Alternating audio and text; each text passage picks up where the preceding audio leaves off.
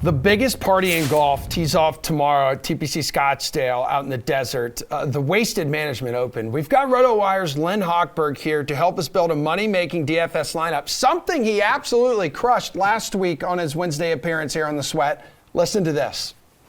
You know, last year, Tom Hoge finished 12th here after years of not playing well, and we couldn't have seen it at the time. There was nothing other than that to let us know, but it seems like he's been a different player since then in the past year, and certainly in the last 6 months. He was fourth at the Northern Trust loaded playoff field. He had another top five in the fall series, and then he was runner-up a couple of weeks back. Three of the best finishes of his career at age 32. It's certainly, these are not isolated things. These are coming with greater frequency, and it seems that at age 32, Tom Hoge is finding a new gear in his career. It doesn't happen very often, but it can happen, and it does happen. And so I like to look for him. He's $8,500. There's not too many guys I like in the $8,000 range like I did in the nines. I look for Tom Hoge to keep it going. Dude, nobody else is handing out winners like we are here on The Sweat. Len, you did it. You peaked. It will never get as good as this ever again. I hereby retire from the game of golf prognosticating. No, that was very sweet. Thank you guys for showing that again. Yeah, it was a fun tournament to watch, and independent of picking him, so it was all good. Thank you. Yeah, hell of a pick. I mean, second straight first-time winner on the PGA Tour. I believe there's been 4 this season. As for this week, though, Len, let's start with Jordan Spieth, runner-up last time out to Tom Hoge. He's only $9,900. How much do you like Spieth with a modest discount? Well, I like him a lot. Yeah, at $9,900. Sure, there are a lot of guys in front of him. He was fourth here last year, and this was the tournament that where Jordan Spieth became Jordan Spieth again. He 4 years of out in the wilderness, wherever he was, he started to find something and was a top 5 here last year. And my sources on the ground at TPC Scottsdale tell me there are no 90-foot cliffs, 70-foot cliffs, whatever they are, at the course there, at the stadium course. So he should be good to go. You know, ball striking, really good for him. His putter still hasn't caught up. If his putter catches up, watch out for Jordan Spieth. Yeah, that would have been his first win, nearly 4 years. Would love to have seen him back in the winner's circle. Has a chance this week. Back to the favorites. Top price people here. Who are you looking at over 10 grand? So Rahm and Thomas are there, Cantlay and Matsuyama too. Yeah, this is a loaded field. 3 of the top 4 in the world, 5 of the top 10. There are some big prices. I was surprised to see Jon Rahm that high at 11.6.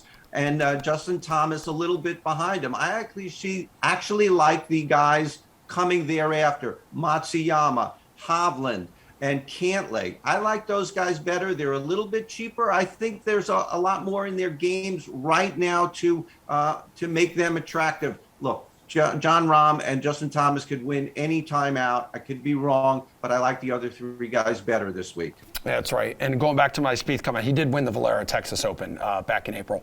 Brooks Koepka, he won the event last year. Not exactly in top form, but at 9,400. How do you feel about taking a shot here on Brooksy? Brooks Koepka is a great player, but there just seems to be too much drama around this guy, much of it self-inflicted. He won here last year, and he deserved the win, but sort of Xander Schauffele kicked it away, and Koepka won the tournament. He's good enough to win any time out. There's so much drama with him. There's so much variance with him. I don't know when I'm going to pick Brooks Koepka. It's not this week, maybe in a major, maybe in the U.S. Open. Look, I'm bound to be wrong to just sort of, blanketly dismiss Brooks Koepka because of all these things, but I think I'm going to be right more than I'm wrong with him. Yeah, that's right. I remember it was he had that sick eagle chip in, right, from a greenside area. I think it was the par 4 17th that kind of put a stamp on that tournament last year. That was a memorable moment for him. There's a lot of memorable moments at this tournament. And the Twitter account here for the Phoenix Open also just tweeted out an hour ago, Len, hey, everyone, make sure you respect these golfers. You have to remind people because it is such a large party there.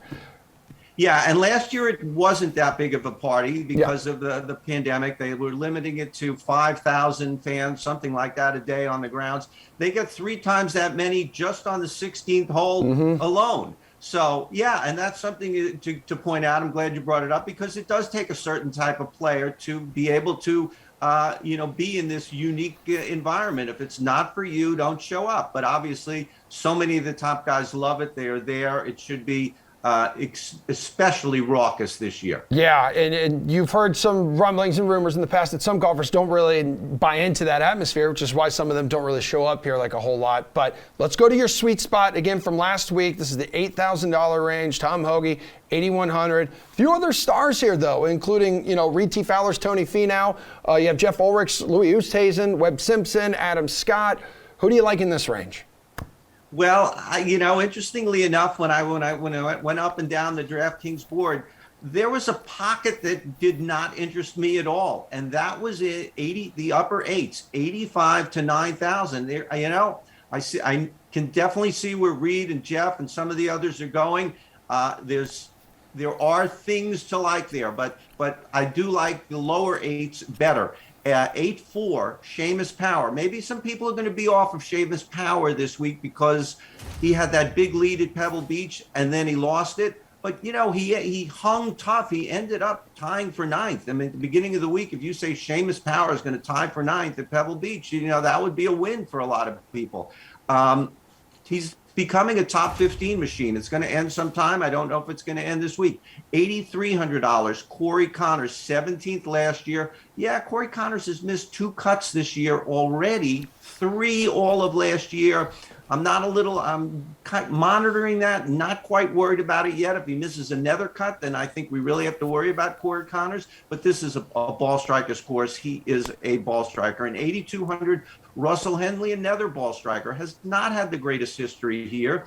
I'm not quite sure why, but I like those 3 guys in the lower eights. I love the Powers pick because his consistent performance lately cannot be overlooked. You mentioned a top 15 machine. That's in 7 of the last 8 starts. So that's extremely impressive. Less than 2 minutes to go in the show here, Len. Who's a low price value you like? Yeah, I like Keith Mitchell at $7,500. 2 top 12s already this year. Ball striking machine. And $6,900. Adam Hadwin. We normally see Adam Hadwin every week in the 7s. This is a little bit of a bargain. He's already has a couple of top 25s. He's made 6 straight cuts at Phoenix.